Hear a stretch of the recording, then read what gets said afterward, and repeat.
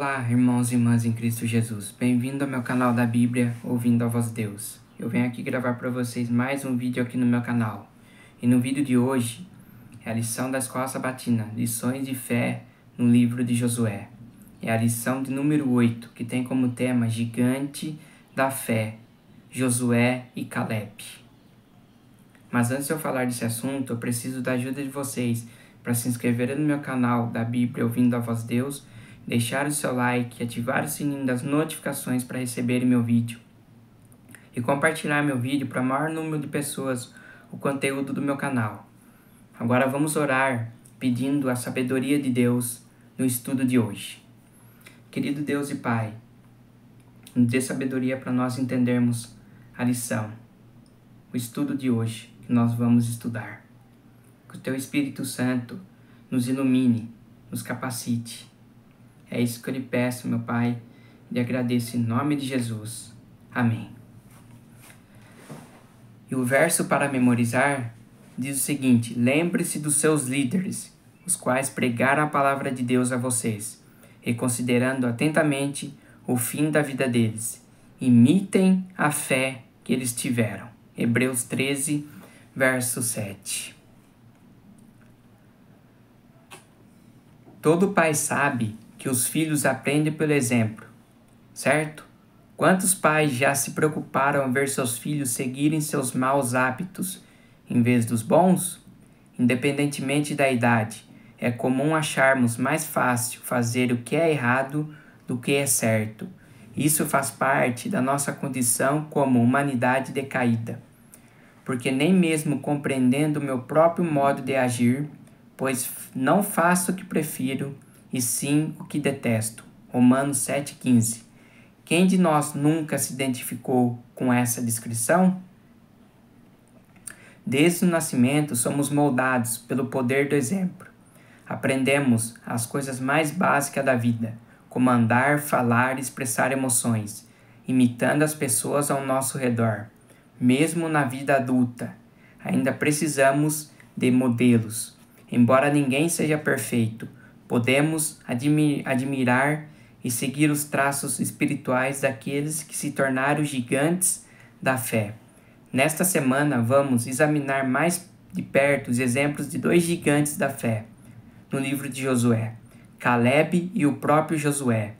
O que fez com que eles se destacassem em sua geração e desempenhassem um papel fundamental na história, na vida do povo de Deus durante um dos períodos mais importantes da história de Israel. Vamos aqui para a parte segunda-feira. Fidelidade. O que significa a palavra fidelidade? Significa ser fiel, obedecer a palavra de Deus. E também, fidelidade significa que quando você casa com sua esposa, você é fiel à sua esposa e sua esposa é fiel a você. Fidelidade é isso. E fidelidade, que nem eu falei, ser fiel a Deus, obedecer a Deus, fazer a vontade de Deus. Caleb fazia isso. Caleb, ele tinha fé e obedecia a Deus. Ele fazia tudo isso. Era um homem também de fé e de coragem. Aqui em Números 13, verso 6 e 30 a 32, Josué 14, verso 6 e verso 14, quem foi Caleb? Qual foi a sua importância dentro do povo de Israel? O nome Caleb vem da palavra hebraica Keleb, que significa o que aí? Keleb significa cachorro, que no Antigo Testamento é geralmente usada de forma negativa. No entanto, em cartas e hinos fora da Bíblia, o termo Keleb era utilizado para descrever o quê? Coragem, perseverança e lealdade de um servo ao seu Senhor. Nesse sentido, Caleb honrou o significado de seu nome, mostrando ao longo da sua vida uma fidelidade inabalável ao Senhor. Então, Caleb era um homem de coragem, um homem de fé e um homem fiel ao seu Senhor. Caleb obedecia a Deus, fazia a vontade de Deus.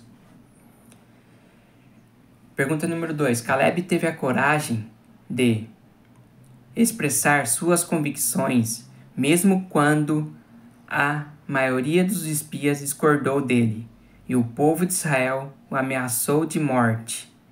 O que isso revela sobre o seu caráter? Que está lá em Números 14, versos 6 ao 10, e o versículo 21 a 25, e Números capítulo 26, verso 65, e Números 32, verso 12. Pense nos importantes líderes israelitas que eram contemporâneos de Josué, e Caleb, Samua, Safate, Gigeal, Palti, Gadiel, Gadi, Amiel, Setur, Nabi e Jeuel. Está lá em Números 13, verso do 4 ao 15. Consegue lembrar de algum desses nomes?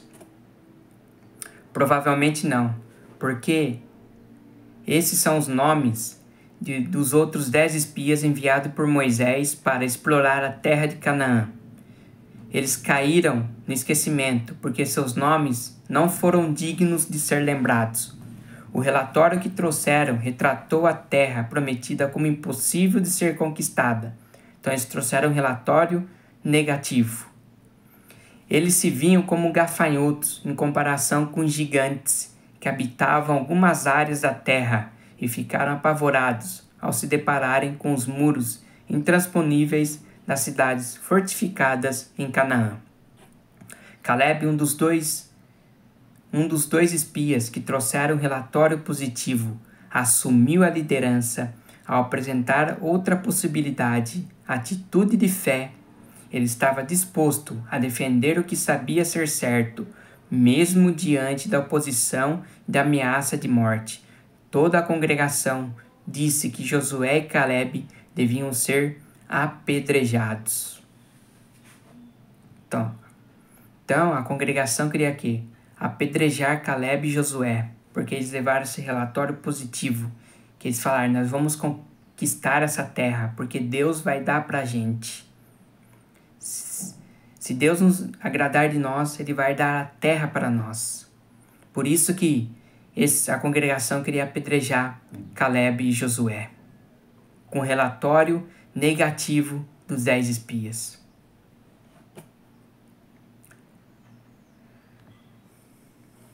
Continuando, parte de segunda-feira. Dê-me esta montanha. Pergunta de número 3. Leia Josué 14, verso do 6 a 14, Números 14, verso 24 e Números 32, verso 12, e Deuteronômio 1, verso 36 e Lucas 6, verso 45. Como você descreveria a atitude de Caleb e Josué? O que significa seguir ao Senhor de todo o coração? Josué 14, verso 8. Caleb nunca se esqueceu da promessa que o Senhor lhe fizera por meio de Moisés, de que ele entraria na terra onde seus pés haviam pisado. Em Números 14, verso 24. 45 anos depois, ao se referir ao seu próprio relatório sobre a terra prometida, Caleb declarou, eu lhe relatei o que estava no meu coração. Josué 14, verso 7. Seu relato se baseava na convicção de que, com a orientação e auxílio de Deus, Israel seria capaz de conquistar aquele território. Em contraste com o relato dos outros 10 espias que semearam medo entre os israelitas, Caleb demonstrou um profundo comprometimento e confiança na promessa do Senhor. A expressão hebraica diz, literalmente, segui plenamente o Senhor. Josué 14, 8. Essa frase significa, eu fui inteiramente fiel ao Senhor, o meu Deus, ou segui o Senhor, meu Deus, de todo o coração. Ao contrário de outras pessoas que se deixaram levar por seus deuses estrangeiros e não seguiram o Senhor completamente. O coração de Caleb estava totalmente dedicado a ele. Essa mesma expressão é repetida 2 vezes mais tarde, destacando a fidelidade de Caleb, que está lá em Josué 14, verso 9 e verso 14. O próprio Senhor afirmou que nele havia outro espírito, em Números 14, verso 24, ou um espírito diferente que distinguia Caleb e Josué dos outros 10 espias. Mesmo Caleb, aos 85 anos, ele continuava a ser um exemplo de que o Senhor pode realizar por meio de pessoas cujo coração é completamente dedicado a Ele e à sua causa. Caleb entendeu que o território que cada tribo receberia era diretamente proporcional à ousadia com que reivindicavam as promessas do Senhor, a extensão da terra que estavam dispostos a pisar pela fé. As promessas de Deus não se cumprem automaticamente, independentemente de nossa vontade. Elas exigem que nossa fé seja acompanhada de ações decididas. O termo hebraico lar significa ser. Pode expressar medo e dúvida, mas geralmente indica esperança e a expectativa de que algo positivo acontecerá. Parte de terça-feira. Poder do exemplo. Pergunta de número 4. Leia Josué 15, versos 16 a 19, e Juízes 1, verso 13, e capítulo 3, versos do 7 a 11. O que essa história revela sobre o poder do exemplo? De que maneira a atitude de Caleb estava sendo refletida na geração mais jovem. Nessa passagem, Caleb ofereceu sua filha Axa em casamento àquele que conseguisse conquistar Debir. O nome dessa cidade tinha sido Kiriat Sefer, que está lá em Josué 15, verso 15. Aí Otiniel, corajoso, tinha fé, foi lá, tomou a cidade e ganhou a mão de Axa. Essa história é significativa porque revela a coragem, a fé e a disposição de Caleb para enfrentar desafios. Além disso, mostra que a nova geração de israelitas seguiu o exemplo de gigantes da fé como Caleb e Josué. Enquanto a geração mais velha encerrava seu ministério, havia um novo grupo pronto para enfrentar os desafios e continuar a cumprir o plano de Deus para Israel. A atitude de Axa espelhava o pedido de Caleb a Josué: dê-me agora este monte. Está lá em Josué 14, verso 12. Encorajada pelo marido, Axa expressou a mesma fé e determinação que seu pai havia demonstrado. Com ousadia, ela seguiu o exemplo de Caleb ao reivindicar a promessa de possuir a terra. De fato, a terra era um presente de Yahvé para Israel. Mas o povo precisava se apropriar dela, reivindicando as promessas do Senhor com fé e coragem. A determinação de Axa prenunciava a perseverança das mulheres mencionadas nos evangelhos, que não se deixaram desanimar pela multidão ou pelos discípulos e continuaram a receber a bênção de Jesus para si mesma e suas famílias. Agora a pergunta de número 5, leia Lucas 18, verso do 1 a 5. O que essa passagem pode nos ensinar? Vamos ler essa passagem. Aqui em Lucas 18, verso 1 a 5, vai falar assim: Então Jesus contou aos seus discípulos uma parábola para mostrar-lhes que eles deviam orar sempre e nunca desanimar. Ele disse: em certa cidade havia um juiz que não temia a Deus, nem se importava com os homens. E havia naquela cidade uma viúva que se dirigia continuamente a ele, suplicando-lhe: faze-me justiça contra o meu adversário. Por algum tempo ele se recusou, mas finalmente disse a si mesmo: embora eu não tema a Deus e nem me importe com os homens, esta viúva está me aborrecendo. Vou fazer-lhe justiça para que ela não venha mais me importunar. Então, que essa parábola nos ensina que nós devemos orar e não desanimar. Essa viúva, ela suplicou, todos os dias ela suplicava: faze-me justiça, faze-me justiça. Essa viúva não desanimou, ela não desistiu, ela estava sempre ali suplicando para aquele juiz que aquele juiz falou: essa viúva está me aborrecendo, eu vou fazer justiça para ela parar de me importunar. Então nós devemos orar e nunca desanimar, e sempre estar ali orando, falando com Deus. Senhor, me ajuda a resolver esse problema, mas eu vou fazer a minha parte. Que nós aprendemos também que a viúva fez a parte dela e Deus tocou no coração daquele juiz e aquele juiz fez justiça para aquela viúva. Pensou se a viúva tivesse desistido? O juiz não ia fazer justiça para ela. Então essa viúva, ela não desanimou. E isso nos ensina que não devemos desanimar também. Continuando, parte de quarta-feira. Herói humilde. Quem foi o herói humilde aqui? Josué. Josué foi um herói humilde. As longas listas de nomes de lugares que marcam as fronteiras das terras dadas às tribos de Israel terminaram com a distribuição de terra para os dois heróis, Caleb e Josué, que foram os primeiros a reconhecer essas áreas. Caleb foi o primeiro a receber a sua herança, enquanto Josué obteve a sua por último. Até então, Josué havia se concentrado em dividir a terra entre as tribos de Israel. Agora foi a vez de o povo dar a Josué a sua herança. A pergunta número 6 diz assim: leia Josué 19, dos versículos 49 a 51. O grande líder de Israel, que dividiu a terra, recebeu sua herança por último. Quais são as implicações desse fato? A cidade que Josué recebeu chamava-se Timnat-Sera, um nome formado por duas palavras. A primeira parte, Timnat, vem do verbo hebraico maná, que significa contar ou atribuir, referindo-se à porção ou território.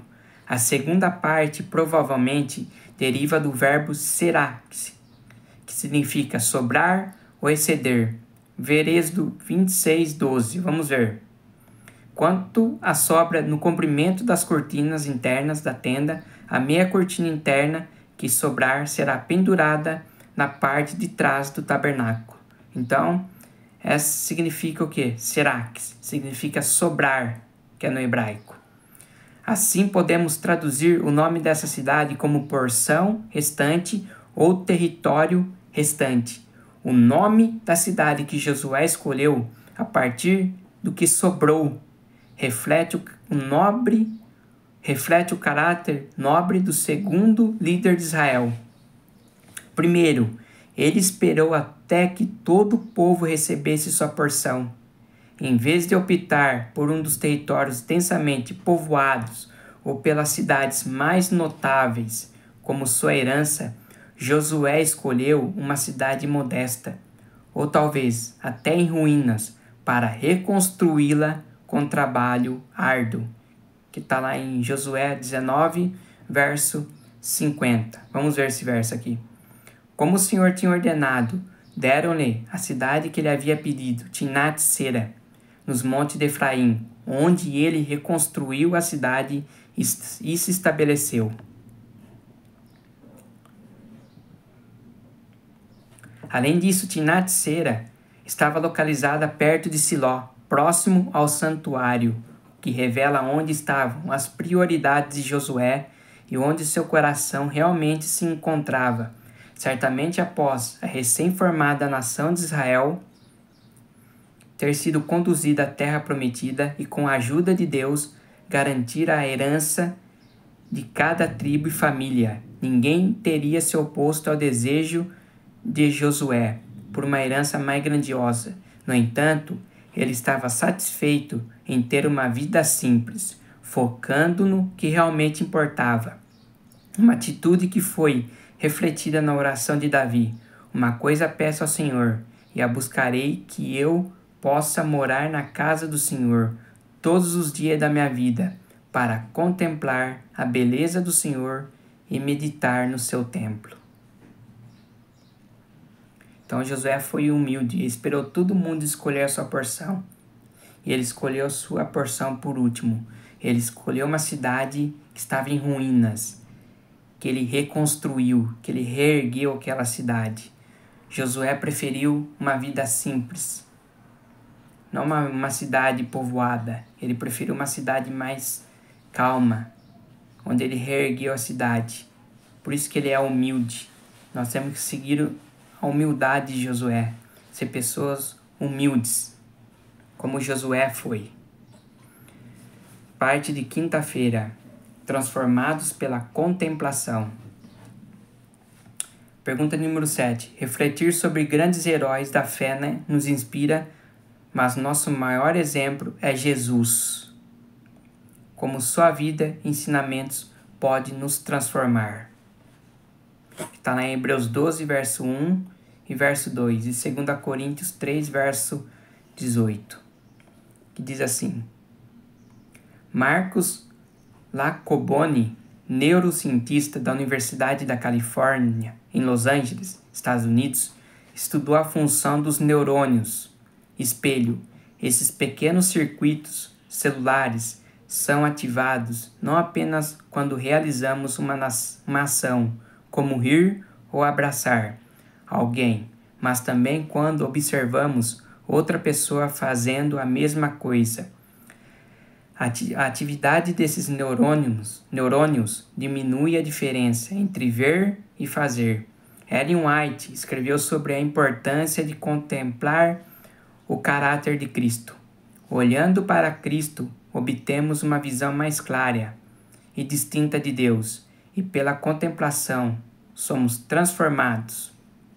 A benignidade e o amor para com nossos semelhantes se torna um instinto natural. Desenvolvemos um caráter que é cópia do divino. Crescendo a sua semelhança, ampliamos nossa capacidade de conhecer a Deus. Entramos cada vez mais em comunhão com o mundo celestial e temos o poder, incessantemente crescente, de receber as riquezas do conhecimento e sabedoria da eternidade. Aqui a pergunta de número 8. Leia Romanos 12, verso 1 e 2. Quais são as duas forças diferentes que influenciam nossa vida?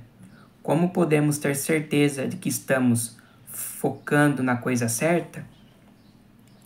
Em Romanos 12, o apóstolo Paulo menciona duas forças opostas que tentam moldar a nossa vida. De um lado, o mundo ao nosso redor, com suas várias influências, busca nos empurrar para seu próprio padrão, tentando nos moldar de fora para dentro. Para combater essa influência, o Espírito Santo nos transforma de dentro para fora, de modo semelhante à mudança que ocorre quando uma lagarta se transforma em uma bela borboleta. No entanto, para que essa transformação aconteça, precisamos nos dedicar a Deus e pedir a Ele que Ele continue a boa obra que começou em nós, que está lá em Filipenses 1, verso 6. No fim, é essencial que façamos a escolha consciente de, a cada momento, viver guiados pelo Espírito. Eu quero ler essa passagem com vocês, Romanos 12, verso 1 e 2.